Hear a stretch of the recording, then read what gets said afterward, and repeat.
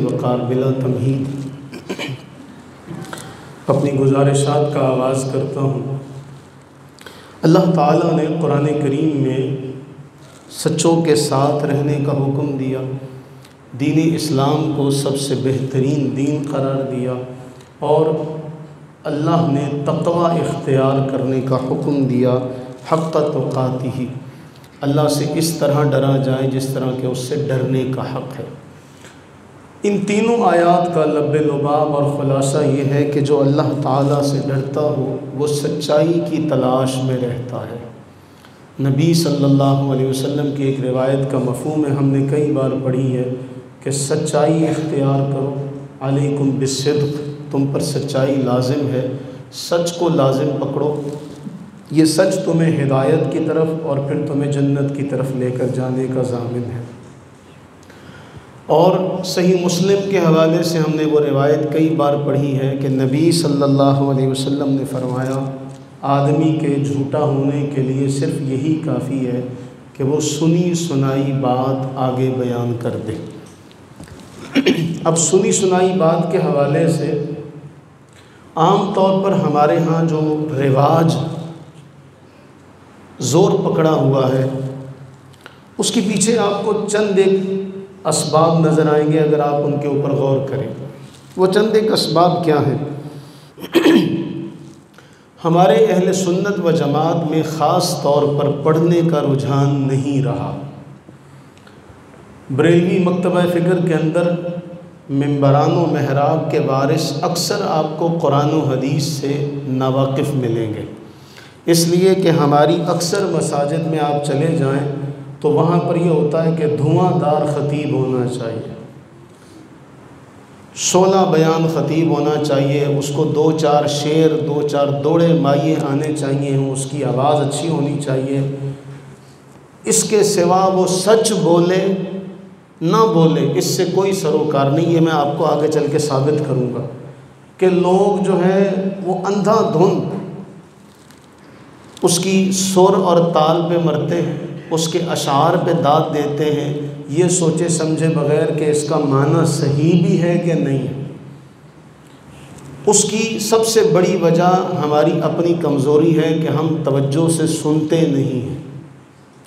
हम अपने जहनों को जाग कर मस्जिद में जाते नहीं हैं कि हमारा जहन जाग रहा हो। हमारी अक्सरियत जो होती है वो जुलूसों में, जलसों में और जुमे के खुतबात में ऐसी होती है कि वो सोने पर अपना सारा ज़ोर देती है। हालांकि जिसके लिए अल्लाह ने कुरान में ये ताकीद की हो कि कारोबार छोड़ दो, दौड़ो, वहाँ जाके अगर किसी को नींद आ जाए तो फिर यह उसकी सबसे बड़ी बदबख्ती और बदकिस्मती और कमबख्ती होगी कि अगर उसको वहाँ अल्लाह के घर में अल्लाह की बातें सुनते हुए उसको नींद आ रही है। इसका माना ये है कि वो अलर्ट नहीं है या वो सुनने की नीयत से नहीं आया, सीखने और समझने की नीयत से नहीं आया। वरना क्लास में अगर कोई सोए तो उसको अच्छा नहीं समझा जाता। लेकिन हमारे यहाँ बदकिस्मती यही है कि लोगों ने भी मयार अपना कमतर कर दिया, सुनाने वालों ने फिर उनसे भी कमतर कर दिया कि इसको बाज़ारी एक रंग दे दिया। अल्लाह याज़ु बिल्लाह। एक और कि सही मुस्लिम के मुक़दमे में इमाम मुस्लिम ने एक बात लिखी कि जब तक असनाद न हो, दीन सनद है, जब तक सनद नहीं होगी किसी रिवायत की वो रिवायत काबिल कबूल नहीं होगी। हमने बारहा यहाँ से ये बात आपके गोश गुजार की कि हम जब भी बात करते हैं हम कुरान और हदीस की बात करते हैं कि उसके अंदर सनद के साथ बात होती है।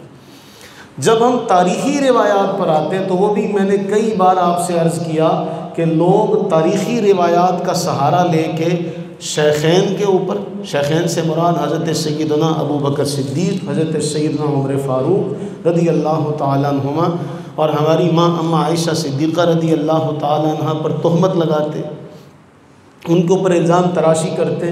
मैंने सुबह के दर्स में ये बात कही, मैं ज़ख्मी दिल के साथ फिर आपके गोश गुजार करूँ कि एक आदमी सोशल मीडिया पर जिसकी कोई औकात नहीं, मैं उसको जूती की नोक पर भी रखना अपनी जूती की शान के ख़िलाफ़ समझता हूँ, मेरी जूती की नोक भी उससे अच्छी है। वो कहता जी हम उमर को अच्छा नहीं समझते, लेकिन सारे अरबाब इक़्तिदार सोए पड़े हैं, क्यों इनका उससे कोई ताल्लुक़, कोई लेना देना नहीं है, इससे उनका कोई फ़ायदा जुड़ा हुआ नहीं है, वरना जहाँ इनका मफाद हो वहाँ ये सबसे पहले कानून के रखवाले बन के पहुँच जाते, और जहाँ इनको कोई फ़ायदा नज़र ना आता हो वहाँ ये दखल अंदाज़ी भी नहीं करते। अगला जो चाहे मर्ज़ी वो बक बक करता चला जाए, वो दुश्मन दराज़ी, ज़ुबान दराज़ी करे, अपने ख़ुद से बातिन का इजहार करे। एक मलऊन ने की थी, उसको इन्होंने बाहर भेज दिया, वो बाहर भेज कर भी अपना गंद जो है वो उगलता चला जा रहा है। तो हाँ, नौबत बनी जा रसीद के एक बंदा सोशल मीडिया पर बैठकर हज़रत उमर के बारे में ये बकवास करता है, हर्जा सराई करता, जी हम उमर को हमारे लोग अच्छा नहीं जानते। तुम्हारी औकात ही क्या है, तुम्हारी औकात क्या, चे पिद्दी रा शोरबा, तुम कौन होते हो? और तुम्हारे बख्त में अल्लाह ने ये लिखा नहीं है। क्यों? अल्लाह ने ईमान वालों के बख्त में ये बात लिखी है। क्यों? कि उमर को देखकर शैतान रास्ता बदलता है, मोमिन कभी रास्ता नहीं बदलता। तो जो हो ही शैतानत से भरा हुआ उसको फिर उमर अच्छा भी नहीं लगेगा। इसलिए हमारा भी दिल छल नहीं होता जब अम्मा आयशा सिद्दीक़ा रज़ी अल्लाह ताला अन्हा पर तोहमत लगती, जब हज़रत उमर फ़ारूक पर तोहमत लगती, लेकिन हमारे लोग सोए पड़े। हमने सुन्नी का माना था सुन्नत पर अमल करने वाला, लेकिन मौजूदा दौर में सुन्नी का माना हो गया सुन रहने वाला। इसको जो चाहे मर्ज़ी गलत रिवायात सुनाओ, इसने हवाला नहीं मांगना, सही रिवायात का इनकार कर देना, किससे कहानियाँ सुन के सारी ज़िंदगी अपनी वक्त गुजार देगा, लेकिन उस पर कभी कोई सवाल नहीं करेगा। और इसमें एक सबसे बड़ा अहम फैक्टर हमारी ख़वातीन का है। कभी आप इस पर गौर कीजिएगा कि अगर हमारे माशरे के मर्दों के इल्म का ये आलम है कि उनके अंदर जहालत कूट कूट कर भरी हुई है, तो औरतों का क्या हाल होगा जिन्हें दीन सीखने का मौका ही कभी नहीं मिला, जिन्हें बैठकर दीन सीखने समझने का मौका ही कोई नसीब नहीं हुआ। जब हमने ये शुरू किया था कि मस्जिद में जुमे के दिन मस्जिद में औरतें नमाज़ पढ़ने हैं, सिर्फ फ़कत यही मकसद था इन तक दीन पहुँचे जिनको तहारत के मसाइल भी नहीं आते, जिनको ज़िंदगी गुजारने के आदाब का भी नहीं पता, उनको कम से कम कुछ पता चल जाए। लेकिन हमारी उस पर अगर कुछ लोगों की तरफ से तायीद हुई तो हर जगह पर रुकावटें तो आती रहती है, शुरू दौर से नेकी और बदी साथ साथ है, लेकिन हमें इसकी परवाह नहीं रही। इसलिए कि अल्लाह ने हमें आप जैसे मुआविन, मोहब्बत करने वाले साथी, मददगार अता किए। अल्लाह ताला आपको और ज़्यादा हिम्मत तौफीक दे। मैंने सुबह ये कहा, सच बयान करना भी मुश्किल है, सच को हज़म करना भी मुश्किल है। क्यों? एक बनी बनाई इमारत जो आपके दिमाग में जड़ पकड़े हुए खड़ी है, आप उसको कैसे गिराएंगे एक ही नशिस्त में सुन के? इसलिए फतावा रिज़विया से आगाज़ करते हैं, जिनकी निस्बत से हम बरेलवी कहलवाते हैं। कि आप जिससे भी पूछें, जी मैं बरेलवी हूँ, अहले सुन्नत व जमात, ताजदार बरेली, सैयदी आला हज़रत का मानने वाला। सैयदी आला हज़रत रहीमहुल्लाह से सवाल हुआ, फतावा रिज़विया की जिल्द नंबर 14, उसका सफ़ा है 640। आपने फरमाया, इसी तरह गैर साबित मज़ालिम मलऊना, गैर साबित मज़ालिम मलऊना यानी ऐसे जुल्म जो साबित नहीं हुए। फरमाया इसी तरह गैर साबित मज़ालिम मलऊना और साबिता मज़कूरा अहले बैत किराम की इहानत से खाली नहीं, अहले बैत के फ़ज़ाइल व मनाक़िब का बयान होना चाहिए, ना ये कि उनको बेचारगां और बेसहारा और खस्ता हाल साबित किया जाए। मैंने अक़ल से पूछा कि बताओ ईमान क्या है, तो अक़ल ने मेरे दिल के कान में कहा, ईमान सरापा अदब है। ये सैयदी आला हज़रत ने एक सवाल के जवाब में कहा। अब इस सवाल की जो जवाब की तशरीह है वो ये है कि एक तो वो मुज़ालिम है जो साबित है और एक वो है जो साबित नहीं है, लेकिन किसी भी तरह बयान करना जिससे अहले बैत की शान में कमी लाजिम आए, उनको बेचारगा साबित किया जाए, उनको बेबस साबित किया जाए, उनकी इहानत से खाली नहीं है, इससे गुरेज करना चाहिए। अब आप देखिए कि सैयदी आला हज़रत के इस फतवे का मकसद क्या है। आप इस फतवे की रोशनी में हमारे यहाँ जो मजालिस होती हैं बरेलवियों के यहाँ, उनको आप देखिए उसका मकसद क्या होता है। उनको बेचारगां साबित किया जाए, उनको खस्ता हाल साबित किया जाए और उसके अंदर झूठ का टांका लगा के साबित किया जाए। आगाज़ करते हैं इस वाक़े के अंदर जो तहरीफ़ात शामिल हुई बिला शक व शुबा ये हमारी तारीख़ का, इस्लामी तारीख़ का एक इंतहाई संगीन तरीन और इंतहाई, जितनी इसकी मज़म्मत की जाए अल्फाज कम हैं, ये ऐसा वाक़या है जिससे हम चाहें भी तो अपना आप बरी नहीं करा सकते। लेकिन इसका मतलब ये नहीं है कि इसके अंदर झूठ शामिल कर दिया जाए। झूठ इसमें कैसे शामिल हुआ? हम भी तारीख़ी रिवायात आपके सामने आज रखेंगे, लेकिन सनद के साथ रखेंगे, बहवाला रखेंगे। इमाम आली मकाम इमाम हुसैन रदी अल्लाह ताला अन्हु की जो सवारी है उसके हवाले सबसे पहले ज़िक्र करता हूँ कि इमाम आली मकाम इमाम हुसैन रदी अल्लाह ताला अन्हु घोड़े पर सवार थे। तो तारीख़ी रिवायात आपके सामने, उसका तारीख़ी रिवायात में ये है कि इमाम आली मकाम मैदान करबला तक आप ऊँटनी पर सवार थे। और ये 2019 में मैंने ये बयान किया था, ये मेरे फेसबुक पेज के ऊपर मौजूद है। आपकी सवारी मैदान करबला तक क्या रही? ऊँटनी रही, लेकिन हमने सारा का सारा ज़ोर घोड़े पर दे दिया। अगर आप ये कहते हैं जी तारीख़ में घोड़ा भी है, तो हम कहते हैं तारीख़ में ऊँटनी भी है, तारीख़ में ऊँटनी भी है। फिर ऐसा करो, घोड़ा भी निकालो और ऊँटनी भी निकालो ताकि बराबर हो जाए। तो ऊँटनी वाली जो रिवायात हैं उनको कभी आपने सुना भी नहीं होगा। मैं उसके हवाले देता चलूँ, 6 हवाले हैं उसके कि इमाम आली मकाम रदी अल्लाह ताला अन्हु किस पर सवार थे? ऊँटनी पर सवार थे। सबसे पहला हवाला अहले तशय्यो के अपने घर से, और उसमें यह है, उनकी ये किताब है ज़िब्ह अज़ीम, और ये ज़िब्ह अज़ीम 1338 में इसका पहला एडिशन छपा था। और इसमें ये बाकायदा तौर पर ये दर्ज है कि जब इमाम आली मकाम निकलने लगे तो मोहम्मद बिन हनफिया जो आपके भाई हैं वो आपके पास आए, उन्होंने आपको रोकने की कोशिश की और आपके नाका की मुहार पकड़ ली। मोहम्मद बिन हनफिया ने आपके नाका किसको बोलते हैं? ऊँटनी को। मुहार किसकी होती है? घोड़े की या नाका की? तो नाका की मुहार पकड़ ली। ये ज़िब्ह अज़ीम का जो एडिशन है ये है 1338 का। उसके बाद ज़िब्ह अज़ीम का जो अगला एडिशन है वो है 1350 का। ये सवाने उमरी है और ख़ान बहादुर मौलवी सैयद औलाद हैदर साहब ने लिखी है। 1350 में ये छपी थी। कब? 1350 में। इसमें वाज़े तौर पर ये अल्फाज हैं, अरबी भी साथ में दर्ज है, उर्दू भी साथ में दर्ज है कि ए भाई इतनी उजलत फरमाने की वजह क्या है कि उन्होंने फिर मोहम्मद बिन हनफिया आए तो आपके नाका की मुहार पकड़ी।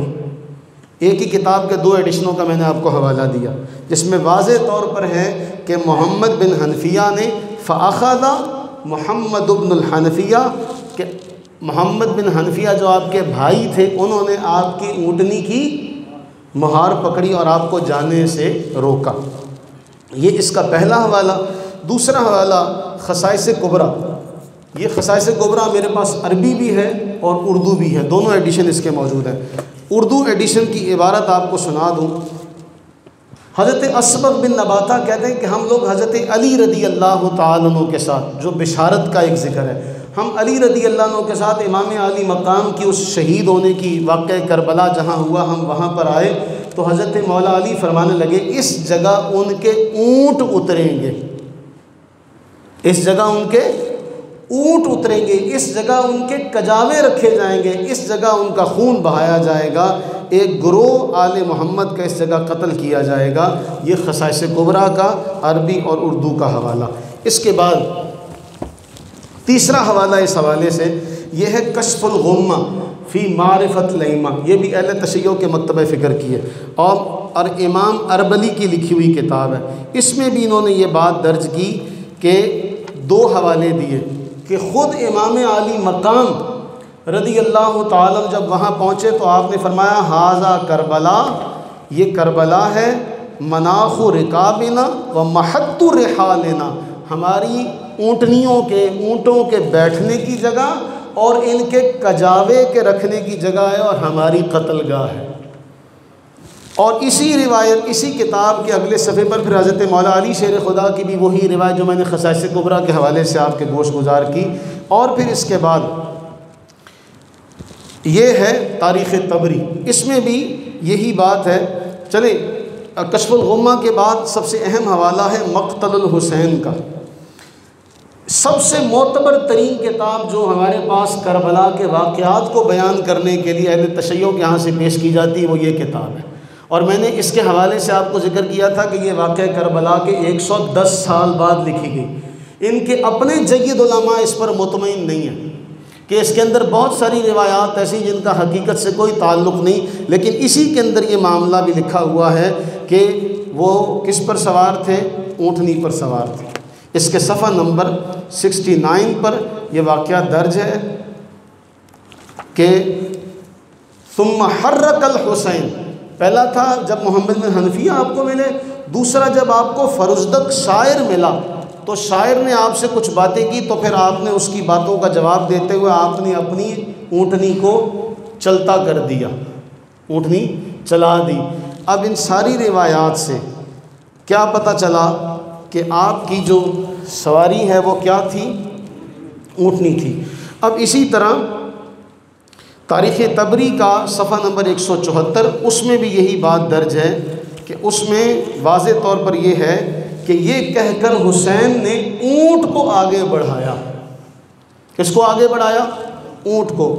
अब आपको मैंने इस पर कितने हवाले दिए, ज़िब्ह अज़ीम 1, ख़साइस कुबरा 2, कश्फुल गुम्मा 3, मक़तलुल हुसैन 4 और तारीख़ तबरी 5। ये 5 हवाले, और इनको अगर ग्रामर के अंदर जाके आप देखें, रिकाब और रिहाल का माना ऊँटनी और कजावा ही किया जाता है।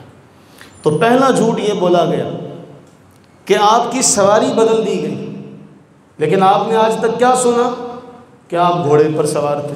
इसके बाद आगे चलें तो एक सवाल मैं आपसे करता हूँ, मुझे उस सवाल का जवाब देते जाइएगा कि अगर, और उसमें भी झूठ क्या है, 2 तरह का। एक मौलवी ने लिखा कि जी आपकी एक बेटी बीमार थी, वो आप 8 साल की बच्ची को छोड़ के आए थे मदीना तैयबा में। दूसरे ने लिखा कि जी वो शादीशुदा थी, उनका शौहर घर पर नहीं था, इसलिए आप उनको शौहर की गैर मौजूदगी में लेकर आना मुनासिब ना समझा और आप उनको घर छोड़ाए। अब ये दोनों रिवायतों में तज़ाद हुआ कि नहीं हुआ? कहाँ 8 साल की बच्ची और कहाँ शादीशुदा बच्ची, ये दोनों रिवायतें। जबकि असल क्या है, इमाम अली मकाम रदी अल्लाह ताला अन्हु की बेटियों के हवाले से ये जहन में रखिएगा, कहीं ये ना हो कि आप इसको अपनी सखावत के अंदर आएँ और सखावत का ऐलान करते हुए सारी बातें एक कान से सुने और दूसरे कान से निकाल दें। इमाम अली मकाम रदी अल्लाह अन्हु की बेटियों की तादाद के हवाले से जो अक़वाल हैं, पहला 3 उलमा उनके नज़दीक ये हैं कि आपकी 4 बेटियां हैं, और 2 के नज़दीक आपकी 3 बेटियां हैं, और अल्लामा बाक़िर मजलिसी, मुल्ला मजलिसी जिन्हें कहते हैं, मुल्ला बाक़िर मजलिसी, शेख मुहद्दिस अब्बास कुम्मी, शेख मुफीद और इमाम बलाज़री, ये 4 नाम, इन नामों के बाद किसी और की गुंजाइश बाकी नहीं रहती। लेकिन ऐसे तमाम मौर्रिख़ और मुहद्दिस जिन्होंने आपकी 2 बेटियां लिखी, उनकी तादाद में अगर आपके सामने रखूं तो याद रखिएगा उन सारे मुहद्दिसीन और मौर्रिख़ीन की जो तादाद है वो कितनी है? 21 मौर्रिख़ीन और मुहद्दिसीन ये कहते हैं कि इमाम अली मकाम की कितनी बेटियां थी? 2 बेटियां। और इमाम अली मकाम की 2 बेटियों का नाम क्या था? एक बेटी का नाम था फ़ातिमा रज़ी अल्लाह ताला अन्हा, और दूसरी का नाम था सुकैना, जिसे उर्दू बोलने वाले सकीना कहते हैं। ये दोनों आपकी बेटियां। इसके अलावा तीसरी बेटी जिसे फ़ातिमा सुगरा के नाम से हम जानते हैं, ये दुरुस्त नहीं है। ये दोनों बेटियां हैं आपकी, और ये दोनों मैदान जंग में आपके साथ थी, इमाम अली मकाम के साथ ही। मदीना तैयबा में आप किसी बेटी को छोड़कर नहीं आए थे। अब ये दोनों आपके साथ, और इन दोनों का निकाह, शादी भी इस वाक़े करबला से पहले हो चुका है, और इन दोनों का जो निकाह हुआ था वो आपने अपने बड़े भाई इमाम हसन के दोनों बेटों के साथ किया था। हज़रत फ़ातिमा का निकाह हसन मुसन्ना के साथ हुआ था, और हज़रत सुकैना का निकाह हज़रत अब्दुल्ला या जिनका लक़ब कासिम भी है उनके साथ हुआ था, और ये दोनों इमाम हसन के बेटे हैं। और ये दोनों वाक़या करबला से पहले की इनकी शादियाँ हो चुकी थी। वाक़या करबला से पहले इन दोनों की शादियाँ हो चुकी थी। अब सवाल ये पैदा होता है कि जी फ़ातिमा सुगरा क्यों कहा गया। किताबें सारी मेरे पास मौजूद हैं, लेकिन वक्त का दामन तंग है, सर दस्त सिर्फ ये इज़हार करता चलूँ। एक है रसूलुल्लाह की लख्ते जिगर सैयदा फ़ातिमा रज़ी अल्लाह ताला, उन्हें कहा जाता है फ़ातिमा कुबरा, बड़ी फ़ातिमा। एक ये है इमाम हुसैन की बेटी फ़ातिमा, इन्हें कहा जाता है फ़ातिमा सुगरा। अब सुगरा का माना ये नहीं है कि आपकी दो बेटियां थी, एक फ़ातिमा कुबरा थी, एक फ़ातिमा सुगरा थी, बल्कि मौर्रिखीन ने लिखा कि आपकी जो बड़ी बेटी थी उसको फ़ातिमा सुगरा इसलिए कहा जाता था ताकि फ़ातिमा कुबरा के साथ इल्तिबास लाजिम ना है। और इन हज़रत सैयदा फ़ातिमा सुगरा से बहुत सारी रिवायात हमारी सिहा में भी मिलती हैं, हमारी सिहा में भी इनसे रिवायात मिलती हैं। मैं उसका आपको हवाला दूं। सबसे पहला हवाला फ़ज़ाइल सहाबा मुस्नद अहमद बिन हम्बल, उसकी हदीस नंबर है 1115। उसमें रिवायत है अन फ़ातिमतल कुबरा। किससे रिवायत है? फ़ातिमा। और ये फ़ातिमा कुबरा कौन है? रसूलुल्लाह सल्लल्लाहु अलैहि वसल्लम की लख्ते जिगर सैयदा ज़ाहिदा तय्यबा ताहिरा खातून जन्नत। सुनन इब्न माजा की हदीस नंबर है 771। ये जो मस्जिद में दाखिल होने की दुआ है, वो दुआ क्या है? जब रसूलुल्लाह अलैहिस्सलाम मस्जिद में दाखिल होते तो कहते बिस्मिल्लाहि वस्सलामु अला रसूलिल्लाह अल्लाहुम्मा ग़फ़िर ली ज़ुनूबी वफ़्तह ली अबवाब रहमतिक। आप ये दुआ पढ़ते। इसी तरह जब निकलते तो आपने सिखाया बिस्मिल्लाहि वस्सलामु अला रसूलिल्लाह अल्लाहुम्मा ग़फ़िर ली ज़ुनूबी वफ़्तह ली अबवाब फ़ज़लिक। अब इस रिवायत की सनद क्या है? अब्दुल्ला बिन हसन, अब्दुल्ला बिन हसन अपनी माँ से, अब्दुल्ला बिन हसन अपनी माँ फ़ातिमा से, और वो फ़ातिमा बिनते रसूलुल्लाह से रिवायत करती हैं। अब इस हदीस में दोनों फ़ातिमा इकट्ठी हो गई। पहली जो फ़ातिमा है वो इमाम अली मकाम की बेटी हैं, उन्हें फ़ातिमा सुगरा कहते हैं, और जो दूसरी हैं उन्हें फ़ातिमा कुबरा कहते हैं। तो अब यहाँ से इसकी जितनी भी आप अहादीस के शारहीन के जुमले देखेंगे वो कहते हैं अन उम्मी ही अन फ़ातिमा, उम्म अब्दुल्ला बिन हसन कहते हैं ये फ़ातिमा बिनते हुसैन बिन अली थी, और फ़ातिमा कुबरा वो रसूलुल्लाह अलैहि सलाम की बेटी हैं। तो अब आपकी कितनी बेटियां हैं? बड़ी बेटी का नाम फ़ातिमा, फ़ातिमा सुगरा, बड़ी बेटी का नाम फ़ातिमा सुगरा, और दूसरी बेटी का नाम सुकैना, या उर्दू में हम सकीना पढ़ते हैं उसे। अब इन दोनों की जो शादी है वो वाक़या करबला से पहले हो चुकी है। और एक और बात, हज़रत फ़ातिमा बिनते हुसैन जब इनके शौहर हसन मुसन्ना का इंतकाल हुआ, सही बुखारी के अंदर ये तालीक़ इमाम बुखारी नकल करते हैं, 1 साल तक खैमा इनकी कब्र के ऊपर लगाया। क्यों ने? हज़रत फ़ातिमा सुगरा ने अपने शौहर हसन बिन हसन के इस दुनिया से जाने के बाद उनकी कब्र पर 1 साल तक खैमा लगाए रखा।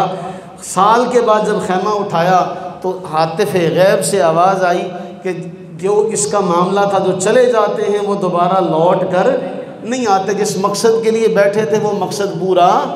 और इमाम बुखारी ने जो बाब बांधा वो यही बाब बांधा कि कब्र के ऊपर कोई इमारत वगैरह नहीं बनाई जाए, उसके तहत इमाम बुखारी ये नकल करते हैं।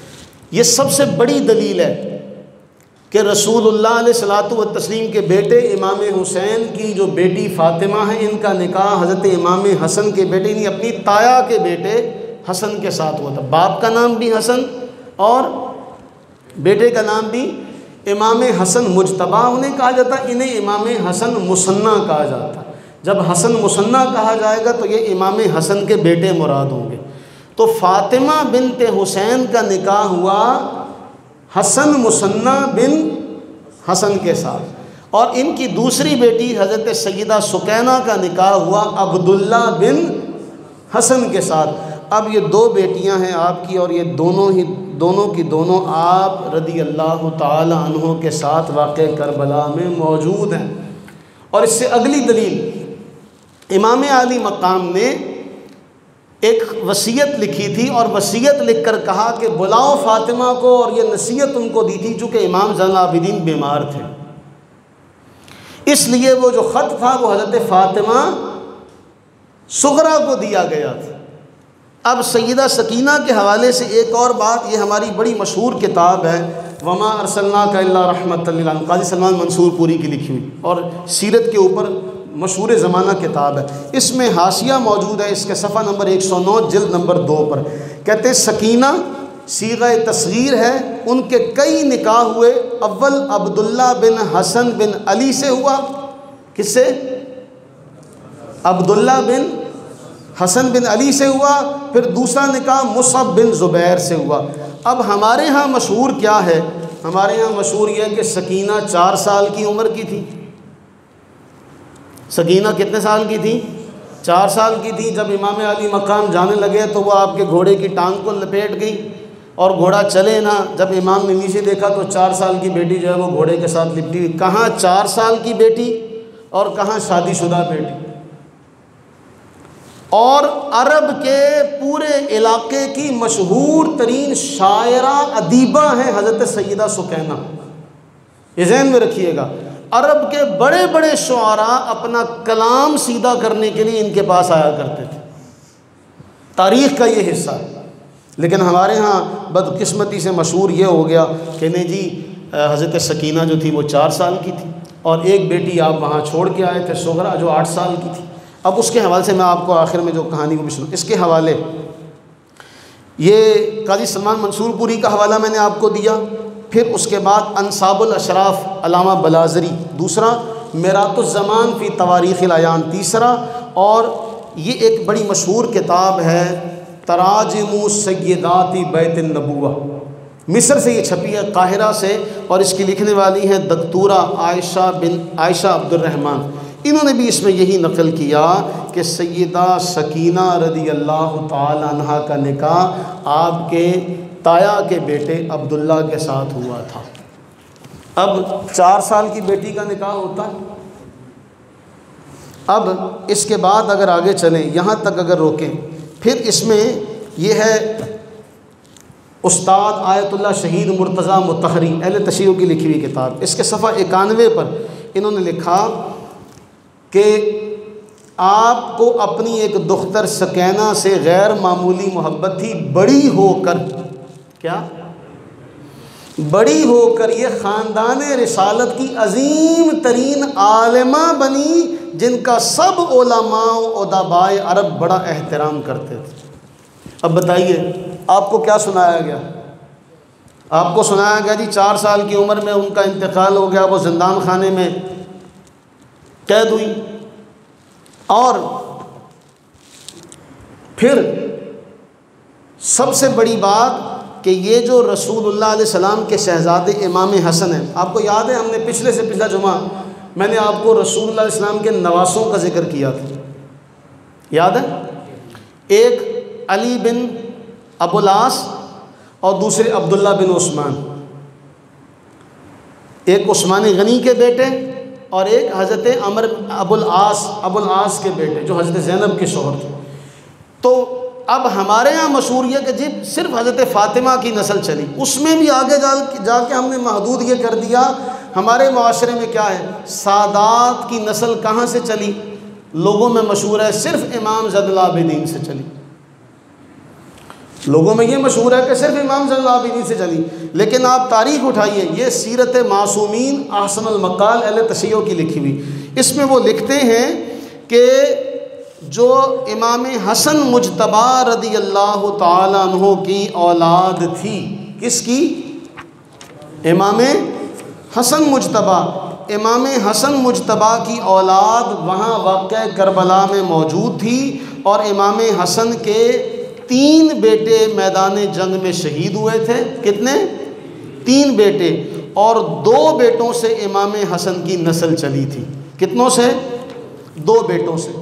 ये सीरत मासूमीन ahsanul मकाल की जिल्द अव्वल सफ़ा 290 291 कहते हैं कि जो ज़ैद हैं इमाम हसन के बड़े बेटे, क्या नाम है उनका? हमारी बदकिस्मती ये है कि हमें तो इनके नामों का नहीं पता। इमाम हसन के जो बेटे ज़ैद हैं, ये इनकी उम्र 90 से 95 साल तक है। कितनी? 90 से। और अपने ज़माने के मुमताज़ आबिद व ज़ाहिद थे। बड़ी तफसील नहीं है इसकी, मैं आपको इनके और भी वाक़यात सुनाता। और उमर बिन अब्दुल अज़ीज़ तक के दौर में ये मौजूद थे।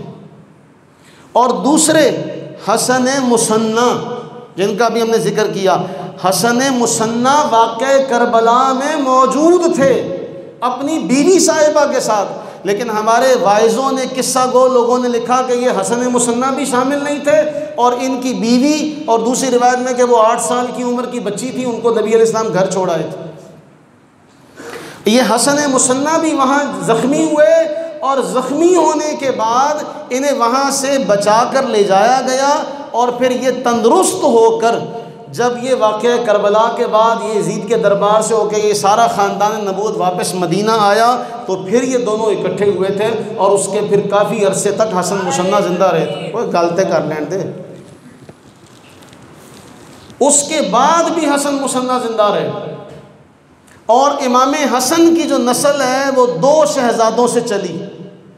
आज याद करके जाइएगा, एक ज़ैद बिन हसन और दूसरे हसन मुसन्ना। हमारे मशहूर ये है कि सिर्फ इमाम ज़ैनुल आबिदीन से लड़ी चली।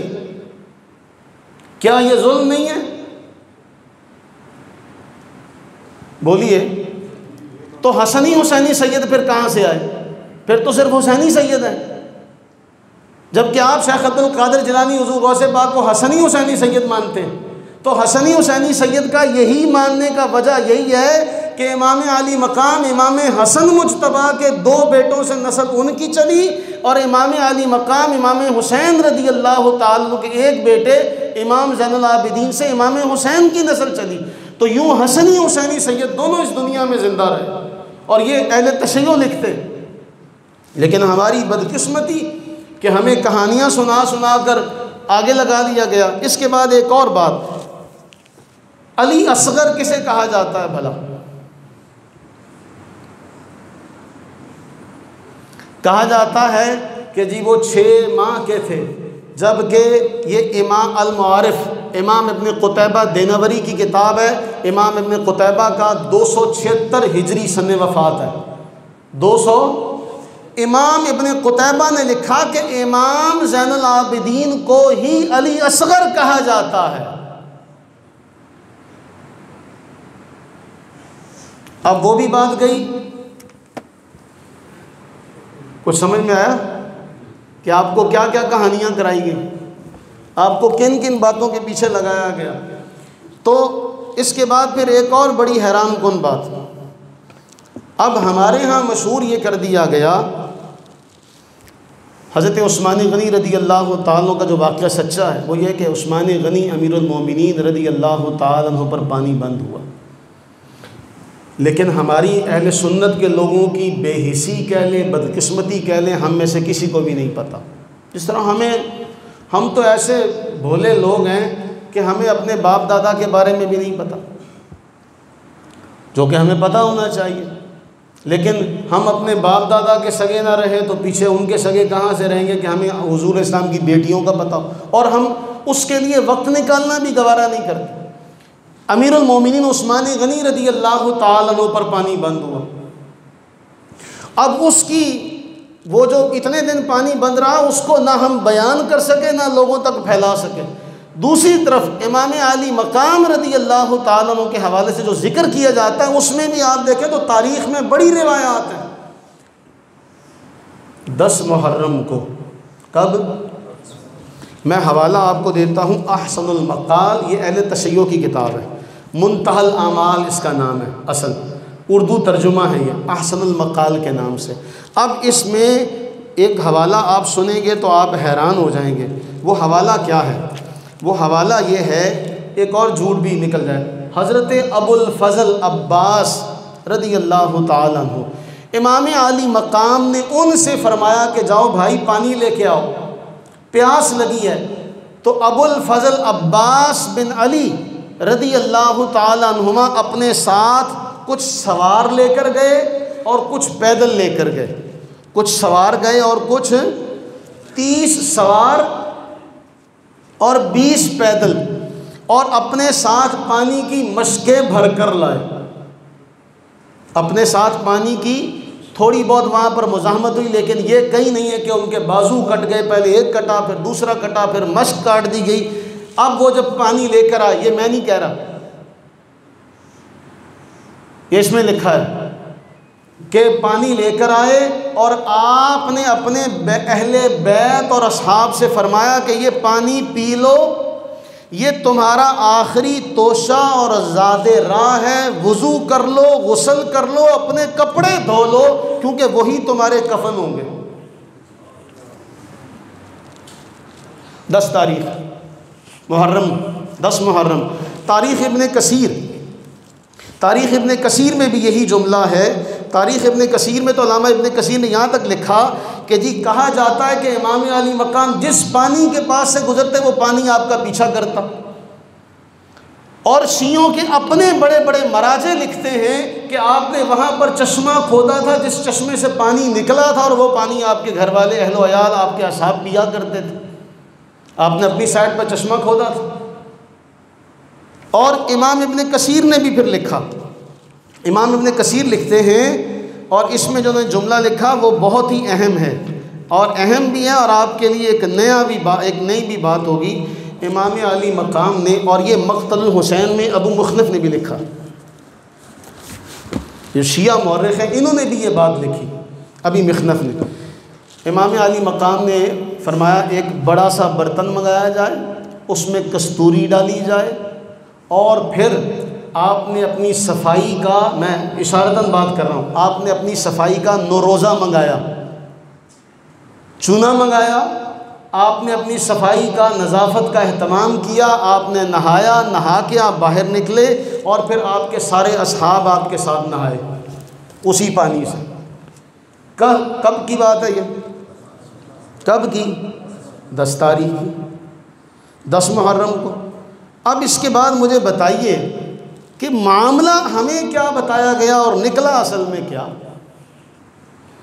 आज तक आपको ये कहानी कराई गई कि ये ऐसे हुआ था, ऐसे हुआ था, ऐसे हुआ था, और आप आंख बंद करके उसके पीछे लगे पड़े सुनने में। अब मुझे एक बात बताइए, आज के दौर में आप अपनी 8 साल की बेटी को तन्हा घर छोड़ के जा सकते हैं? बोलिए, जा सकते हैं? आपको कोई अच्छा कहेगा? नहीं कहेगा। तो फिर आप ये कैसे गुमान कर लेते कि आपके सामने मिंबर पर जाकिर बैठा, खतीब बैठा, कहता 8 साल की बच्ची को छोड़ा है, और वो 8 साल की बच्ची, अब ये सारे हमारे बुज़ुर्ग फौत हो चुके हैं। ये खाके करबला इफ्तिखार कोहाड़े शाह की लिखी हुई, ये शफ़ी औकाड़वी साहब की लिखी हुई, ये मुल्ला काशफी की लिखी, जो झूठ का पलंदा है। इमाम मुस्लिम बिन अकील के बेटों का तज़किरा सबसे पहले इस झूठे शख्स ने किया, मुल्ला काशफी ने, और इसकी देखा देखी, और इसको शिया मौरख़ भी कहते हैं ये बंदा सही नहीं है। शिया मौरख़ भी कहते हैं कि ये, शिया मौरख़ ने क्या लिखा, कहा असरे हाजिर में हुसैन अलैहिस्सलाम पर होने वाला ये जुल्म करबला में आप पर तलवारों और नेज़ों से होने वाले जुल्म से बड़ा है। इमाम मुस्लिम बिन अकील के बेटों का तज़किरा, वो 2 बेटे थे, कभी वहाँ छुपे कभी वहाँ छुपे। हुजूर इमाम अली मकाम ने मुस्लिम बिन अकील को क्या किस लिए भेजा था, जाओ जाके ख़बर लेकर आओ। तो क्या किसी को जब कोई ख़बर देने के लिए भेजे तो वो अपने अहलो अयाल के साथ जाता? किसी मौरख़ ने जिक्र नहीं किया कि मुस्लिम बिन अकील अपने बेटों के साथ गए, सिवाय किस्सा गो लोगों के। फिर हमारे यहाँ इस हवाले से जो कहानियाँ, उनसे आप, अल्लाह ताला माफ़ फरमाए, आप उनसे अपना पीछा नहीं छुड़ा सकते कि उनसे आप कैसे अपना पीछा छुड़ाएं। ये सारी की सारी बातें, ये मैं आखिरी हवाला आपको तारीख़ अइम्मा, ये भी अहले तशय्युअ की लिखी हुई किताब है, इसमें देखें, वो लिखे हैं, आखिरी उसकी लाइन देखने वाली है कि इमाम दोनों साहबजादियों में से बड़ी जनाब फ़ातिमा की शादी इमाम हसन के बेटे जनाब हसन मुसन्ना के साथ और छोटी जनाब सकीना की शादी भी इमाम हसन ही के बेटे अब्दुल्ला के साथ वाक़या करबला के पहले हो चुकी है। ये मैं नहीं कह रहा, ये शिया अहबाब ख़ुद कह रहे हैं कि जी इनकी शादियाँ दोनों बेटियों की पहले हो चुकी, और बेटियाँ हैं ही दो, बेटियाँ हैं ही दो। अब मुझे बताइए कि हमें, और फिर मैं आपको एक नक्शा दिखा दूँ, इसको भी देख के याद कर लें। ये है हज़रत फ़ातिमा सुगरा और हज़रत सकीना का ये एक आपके सामने नक्शा। हज़रत फ़ातिमा सुगरा, इनकी दो शादियाँ हुई। पहली हुई हज़रत हसन मुसन्ना के साथ जो इमाम हसन के बेटे हैं, और दूसरी हुई, अब कमाल का जुमला है, दूसरी हुई उस्मान गनी के पोते के साथ। किसके साथ? उस्मान गनी के पोते के साथ। हमारे उलमा ने लिखा कि सैयदना उस्मान का ख़ुद भी ताल्लुक़ दामाद वाला, और हज़रत उस्मान गनी का पोता अब्दुल्ला बिन अमर बिन उस्मान सैयदना हुसैन का दामाद है। अब यूँ वो कहते हैं कि दादा दामाद रसूल, दादा दामाद रसूल और पोता दामाद हुसैन। और हज़रत सकीना की शादी हुई अब्दुल्ला के साथ, फिर उनके बाद ज़ैद के साथ, फिर मुसब के साथ, फिर इब्राहीम अब्दुल्ला, ये सारी उनकी शादियों का ये नक्शा। अब सवाल ये है कि हमें जो कहानी सुनाई गई उसका कौन ज़िम्मेदार है? मैं एक कहानी आपको सुनाता हूँ, अब उस पर ज़रा गौर कीजिएगा। और ये लिखी भी 2005 से भी पहले की, आज से 25 साल पहले से। और इस बंदे ने, अब ये फ़ौत हो चुके हैं, अल्लाह ताला इनकी गलतियों से दरगुज़र फरमाए, लेकिन ये होते तो हम इनसे रब्ता करते। ये जो भी इस ज़िम्मेदार है वो इसका अल्लाह के यहाँ जवाब देगा। अब वाक़या क्या है? खाके करबला किताब का नाम है। ये बनी बनाई तकरीरें हैं, बनी बनाई तकरीरें। इसको आप पढ़ भी नहीं सकते, आपको इसको पढ़ के रोना आ जाएगा। इन्हीं इतना दर्द इसमें कूट कूट के भरा हुआ है। वो क्या शेर है बीबी सुगरा की तरफ जो मंसूब किया जाता है, सब परदेसी वतनी आए अकबर तुम्ही मोड़ मुहारा, हैं? अब वो सुन के बंदे को रोना आ जाता है, लेकिन है निरा झूठ। सुनाने वाला भी मिंबर पर बैठ के झूठ बोल रहा है, और दाद देने वाले उस झूठ के ऊपर उसको दाद दे रहे हैं। उनके तो पैसे हरे, वो तो आपको रुला के अपनी कमाई करके जा रहे हैं। मुझे एक बेटे ने बताया कि जी यहाँ एक मुकर्रर आया, वो बोल के गया जी जब इमाम अली मकाम ज़ख्मी हुए तो पता न चले किबला किधर को है, तो अल्लाह ताला ने किबला उनके सामने कर दिया कि जिधर को हुसैन तू मुँह करके नमाज़ पढ़े किबला उधर को आ जाएगा। लोगों ने नारे लगा दिए।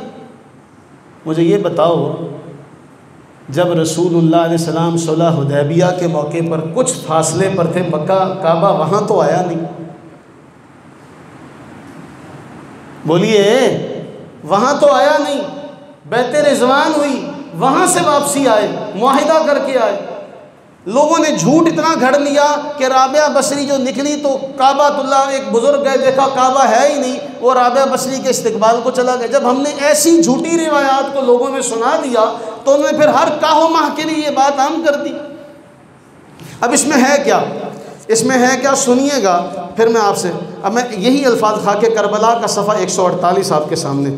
जब ये उठे तो इमाम अली मकाम ने कहा जी आखिरी ज़ियारत कर लो रोज़े की, एक रात इसी तरह आधी रात के अपने नाने पाक के मज़ार पुरअनवार को देखने के लिए तू भी हाज़िर होगी।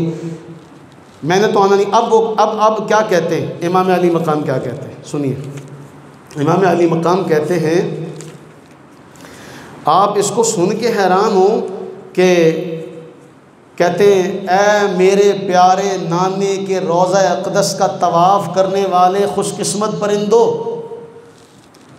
तुम कितने खुशकिस्मत हो, गुंबद खज़रा से चिमटे हुए हो, गुंबद खज़रा से चिमटे हुए हो।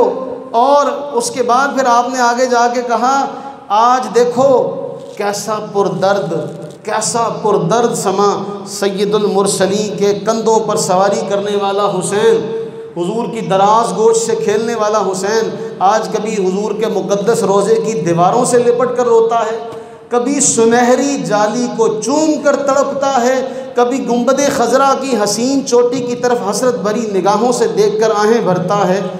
अब उस दौर में तो सुनहरी जालियाँ थी ही नहीं। ये साढ़े इफ्तिखार पहाड़े शाह ने लिखी है, तो जिन्होंने बरेलवियों ने सुना सुना के बरेलवी पूरी नस्लां तो जवान हो गए सारे। केड़ा गुंबद खजरा सी उस टाइम 60 हिजरी के अंदर कौन सी जालियाँ थी? उनकी तारीख उठाकर देखें तो 668 हिजरी में रसूलुल्लाह सल्लल्लाहु अलैहि वसल्लम के विसाल के 650 साल के बाद सबसे पहले जालियों की तामीर हुई थी, और वो भी फौलादी जालियाँ लगाई गई थी। कब? 650 साल बाद, 668 हिजरी में। और उसके फिर क्या हुआ, उसके 100-200 साल के बाद फिर 886 हिजरी में, 888 या 886 हिजरी में सुनहरी जालियाँ लगाई गई। और गुंबद खजरा तो उस वक्त था ही नहीं। गुंबद खजरा सबसे पहला गुंबद 678 हिजरी में बना था, और वो जर्द रंग का था। कौन से रंग का? जर्द रंग का। फिर उसके बाद 888 में बना, उसको काले पत्थर लगाए गए और सफ़ेद रंग से रंग दिया गया, उसको सफ़ेद गुंबद कहते थे।